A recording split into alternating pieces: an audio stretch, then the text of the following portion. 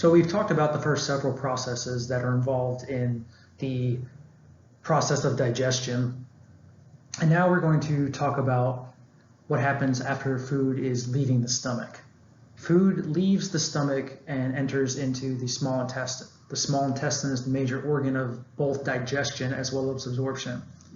And in most people, it's about 7 to 13 feet long. And this measurement is from the pyloric sphincter, which is the opening from the stomach into the small intestine, all the way down to the ileocecal valve, which is the point at which the small intestine joins the large intestine. So the small intestine has three main subdivisions. The first segment of the small intestine is known as the duodenum, and this is mostly retroperitoneal, and it's about 10 inches long and it curves around the head of the pancreas. The next is the jejunum. The jejunum is a little bit longer, it's about 8 feet long, and it's attached posteriorly by the mesentery.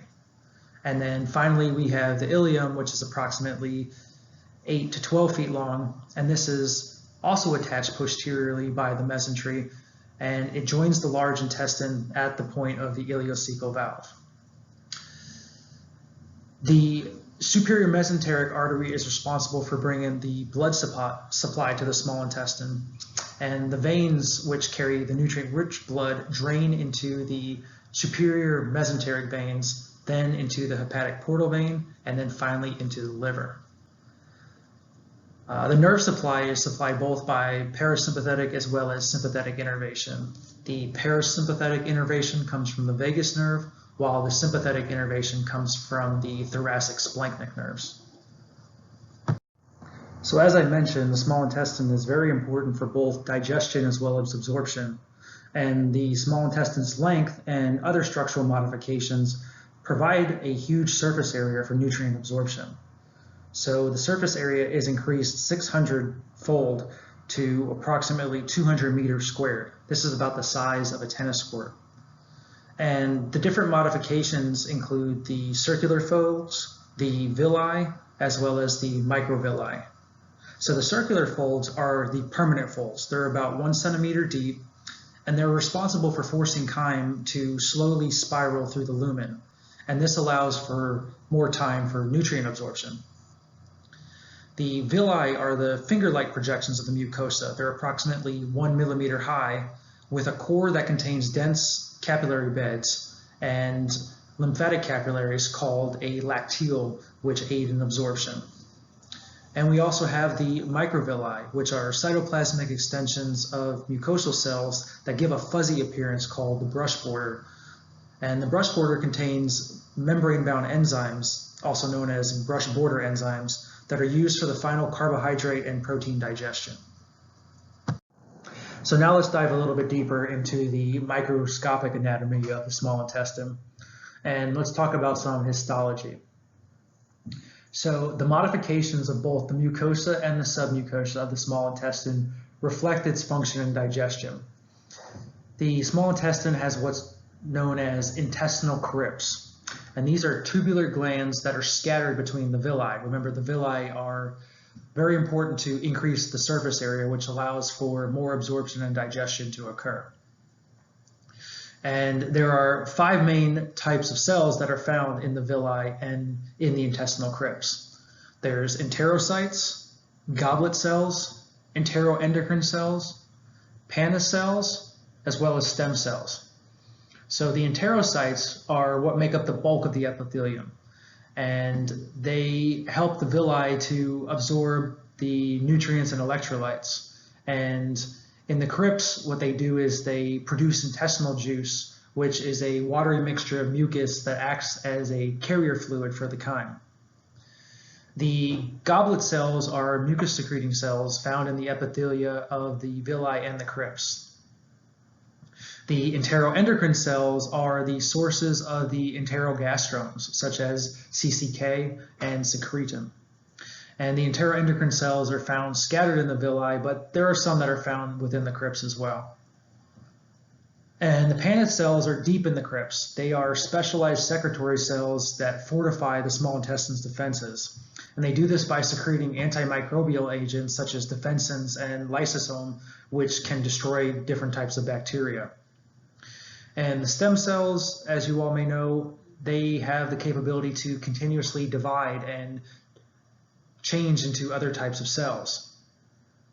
And the epithelium of the villi is renewed every 2 to 4 days. So the stem cells are constantly dividing and providing the renewal capability to the epithelium. There's also malt tissue. Remember, malt was the mucosa-associated lymphoid tissue. And the malt tissue in the small intestine wall is responsible for protecting the intestine against microorganisms. And the malt tissue includes the individual lymphoid follicles, which are found there, the Peyer's patches, which we've talked about before. These are the aggregated lymphoid nodules that are located in the lamina propria.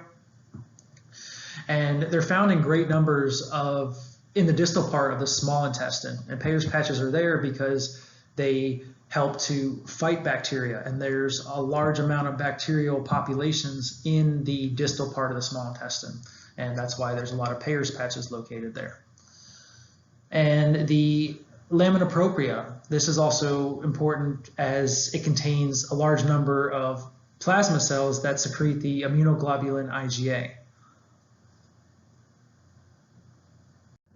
One of the main cancer therapies these days is chemotherapy.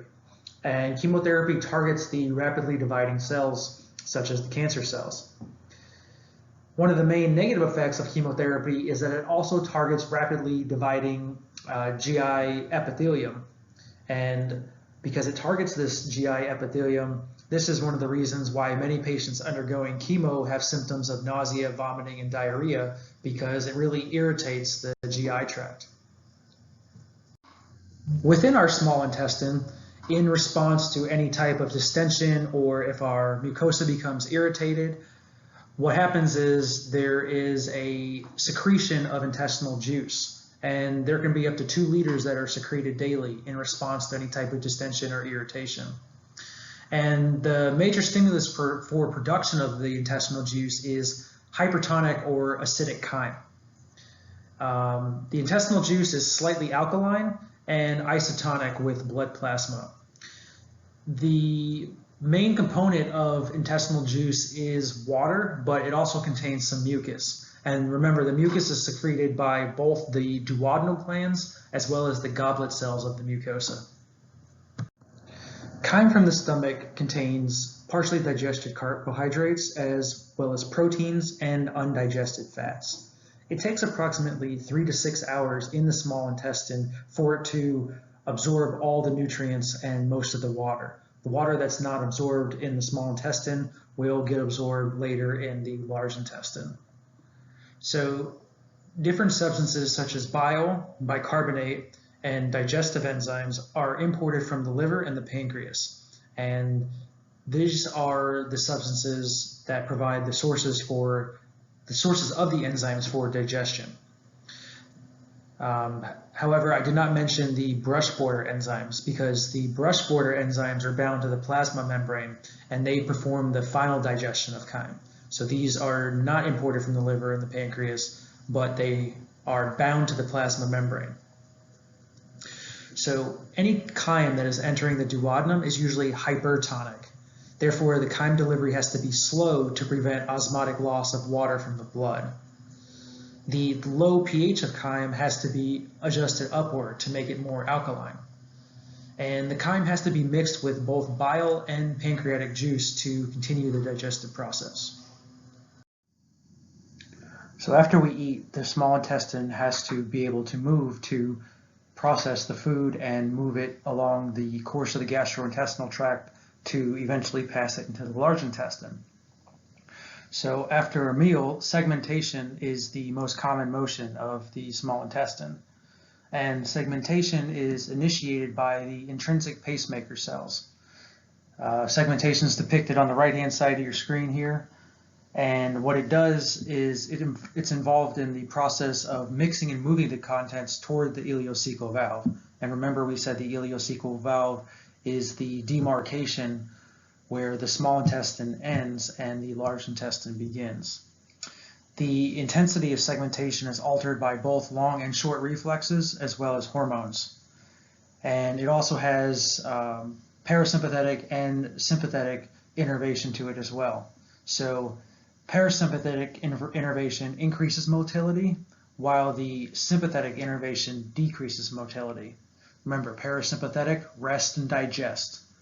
And then the sympathetic is associated with fight or flight. And also, what occurs between meals is a process known as peristalsis. And peristalsis is depicted on the left-hand side of the screen for you. So in between meals, peristalsis increases. And this is initiated by a rise in the hormone motilin in the late intestinal phase. Basically what happens is each wave starts distal to the previous wave, and this is referred to as a migrating motor complex, or MMC. And meal remnants, bacteria, as well as debris are moved toward the large intestine. And the complete trip from the duodenum to the ileum, which is the end of the small intestine, takes approximately 2 hours. So the ileocecal sphincter relaxes and allows chyme to enter the small intestine when the gastroileo reflex enhances the force of segmentation in the ileum. And it also relaxes when gastrin increases motility of the ileum. The ileocecal valve flaps close when chyme exerts a backwards pressure against them, and the ileocecal valve prevents regurgitation into the ileum. So again, whenever there is any type of stimulus that increases the gastric motility and emptying, this is going to cause an increase in motility in the ileum and cause the ileocecal valve to relax. Anytime there is distension of the small intestine or a reduced intestinal volume, this is going to increase the strength of segmentation as well as initiate the MMC and increase the process of peristalsis.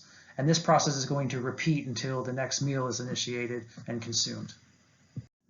So now the food has left the stomach. It's traveled out of the stomach through the pyloric sphincter into the small intestine, has bypassed the first segment known as the duodenum, the second segment known as the jejunum, and the third segment known as the ileum.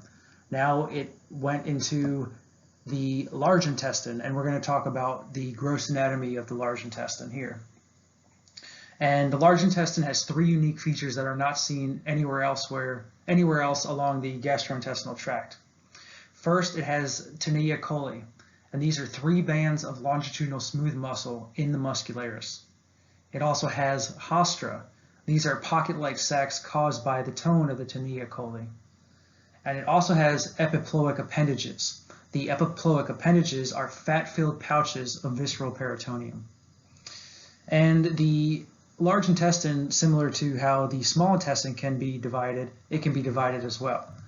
And the large intestine is divided into the cecum, the appendix, the colon, and the colon has its own divisions as well, and the rectum, then the anal canal.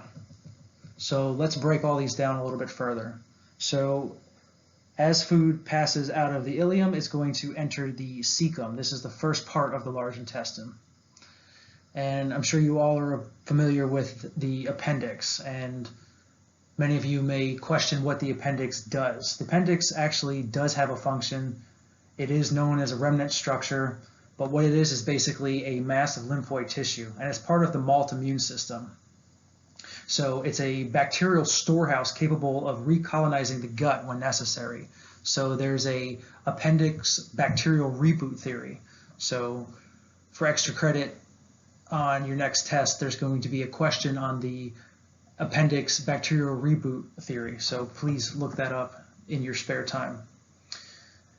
The appendix is really susceptible to becoming inflamed and getting blockages in it because of the twisted shape. So the twisted shape of the appendix makes it very susceptible to blockages, and it can be inflamed very easily. Many people live Without their appendix, inflammation of the appendix is known as appendicitis, and it is a very commonly removed organ.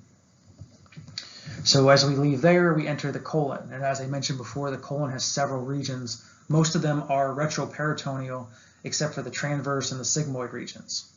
So let's move to the left side of the screen, and we're moving up. So we're ascending, and we're in the ascending colon. This travels up the right side of the abdominal cavity to the level of the right kidney. And then it ends in a right angle turn called the right colic flexure, also known as the hepatic flexure. So then we turn and we go transverse to the opposite side. So the transverse colon is the next segment, which travels across the abdominal cavity, and this ends in another right angle turn at the left colic flexure, also known as the splenic flexure because it's next to the spleen. And then we go down to the descending colon, and the descending colon travels down the left side of the abdominal cavity and then finally enters into the sigmoid colon. I'm sure you've all seen different curves on different graphs. I'm sure you've seen sigmoid curves. Sigmoid curves are S-shaped, so the sigmoid colon is the S-shaped portion that travels through the pelvis. And then we go into the rectum. The rectum has 3 valves, and these 3 rectal valves stop the feces from being passed with gas, so it allows us to have a flatulence mechanism without passing feces every time. And then finally, we enter into the anal canal, and this is the last segment of the large intestine that opens to the body exterior at the level of the anus. And the anal canal has 2 sphincters. It has the internal anal sphincter and the external anal sphincter. The difference between them is what kind of muscle they're made up of. So the internal anal sphincter is made up of smooth muscle, while the external anal sphincter is made up of skeletal muscle. So the large intestine contains a thick mucosa which is made up of simple columnar epithelium. And there's simple columnar epithelium that runs all throughout the large intestine except in the anal canal. In the anal canal, it becomes stratified squamous epithelium, and the purpose of this change is to be able to withstand abrasion. The large intestine does not contain circular folds, villi, or digestive secretions like the small intestine does. However, it does contain abundant deep crypts with many mucus-producing goblet cells.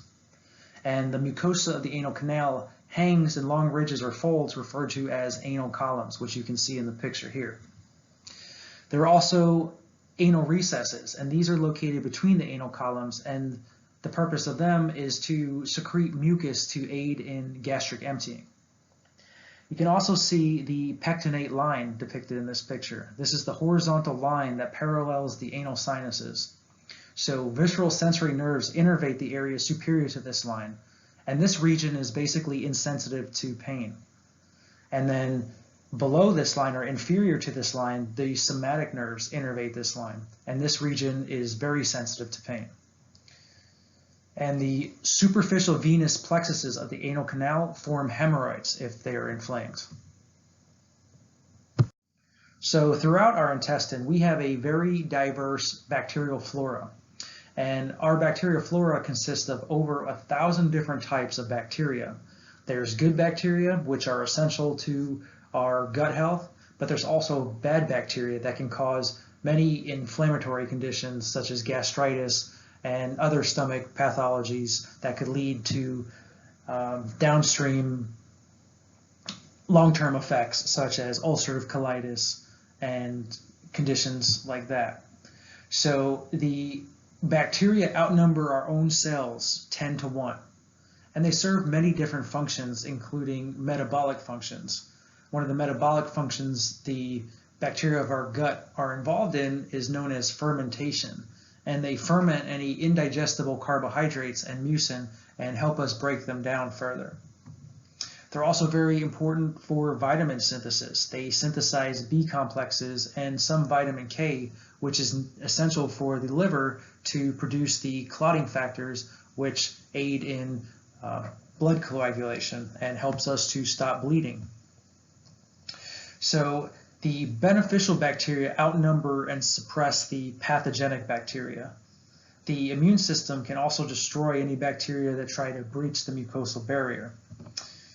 The epithelial cells will recruit dendritic cells to the mucosa to sample microbial antigens and present to the T cells of the malt. And this presentation will trigger the production of the immunoglobulin IgA, and that restricts the microbes from entering and forming and trying to colonize the gut.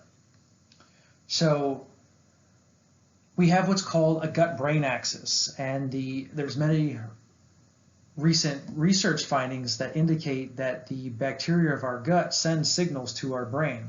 This is a very new avenue of research, and if you guys just do a simple Google search of the gut-brain axis, you're going to see a plethora of interesting articles. So check that out if you're interested in gut bacteria and brain health. Bacteria not only can influence our brain, but they can influence our body weight. They can influence our susceptibility to various diseases, including diabetes, atherosclerosis, and fatty liver disease. And they also can influence our moods. Manipulating the gut bacteria may become a routine healthcare strategy in the future. Antibiotics are a very commonly prescribed type of medication, and in my opinion, most cases they're overprescribed. You go to the physician these days, and for any type of stomach ailment or pretty much anything you go to the physician for, they're going to give you some type of antibiotic, especially if it's something where they don't know what the cause is. They may give you a broad spectrum antibiotic like TMP, SMZ, something like that. And the bad thing about antibiotics is that bacteria can build their own immunity to these antibiotics and become resistant against these antibiotics. And another bad complication that can result from excessive antibiotic use is dehydration and antibiotic-associated diarrhea.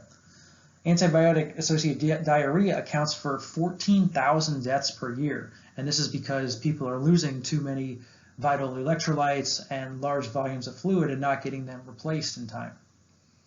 You can see pictured on the screen here, this is one of the bad bacteria. This is known as Clostridium difficile, and this is an anaerobic bacteria that many people carry in the intestine, and it's one of the most common causes of gastritis and diarrhea. When other bacteria are wiped out by antibiotics, this particular strain, Clostridium difficile, can flourish and cause inflammation of the colon, which could lead to bowel perforation, sepsis, and if the sepsis is not treated, it could lead to systemic toxic shock syndrome and even result in death. So as food passes from the small intestine to the large intestine, the residual can remain in the large intestine for 12 to 24 hours. And no food breakdown really occurs except what enteric bacteria that are present can digest. The vitamins, which are made by the bacterial flora, water, and electrolytes, especially sodium and chloride, are reclaimed in the large intestine. And one of the major functions of the large intestine, besides reclaiming water and essential electrolytes, is the propulsion of feces to the anus for eventual defecation. And the large intestine moves by a few different mechanisms, including the haustral contractions and the gastrocolic reflex. So haustral contractions are the majority of the contractions that the colon undergoes and experiences. And what happens here is the haustra sequentially contract in response to distension. And these are slow segmenting movements, mostly in the ascending and transverse colon. And another thing that can cause motility in the large intestine is the gastrocolic reflex. And this is initiated by the presence of food in the stomach. And the gastrocolic reflex results in mass movements that cause slow, powerful peristaltic waves, and these waves are activated 3 to 4 times per day, and this helps move the bolus of what remains of food and whatever else may remain in the large intestine down towards the anus. And the descending colon and the sigmoid colon act as the storage reservoir until time of defecation. So fiber is a very important component of your diet, and low fiber diets can narrow the colon and cause strong contractions that increase the pressure on the walls. If pressures increase too much, this can result in what are known as diverticula, and diverticula result as the mucosa herniates outwards. And you can see pictured here, there's two pathological conditions that can result from different things that happen to the diverticula. We have first depicted on the left side of the picture, diverticulosis, and this is just what happens here is there's just a presence of diverticula. This is very common in the sigmoid colon, and it's also very common in people older than 70. About half the people, or maybe more than half the people over 70 years of age, have diverticulosis. And then if you see on the right side of the picture, you can see diverticulitis. What happens in diverticulitis is the diverticula become inflamed, and eventually they may rupture and leak into the peritoneal cavity, and this can be life-threatening if not treated immediately. A very common pathology that's seen in the gastrointestinal system is IBS, or irritable bowel syndrome. We don't really know why this occurs, but this is a functional gastrointestinal disorder. And with irritable bowel syndrome, the patients may complain of recurring abdominal pain. You may see changes in the stool composition. The patients may complain that they get bloated very easily after drinking or eating even small amounts. They may experience excessive flatulence. The patients may also experience nausea for no reason. Nausea can be associated with meals, or it can also occur when not eating. And irritable bowel syndrome, can cause the person to have to run to the bathroom constantly. And this could be a very debilitating disease, as people do experience chronic depression from having this condition. And stress is a very common precipitating factor with IBS, and stress management is very important in the treatment of IBS.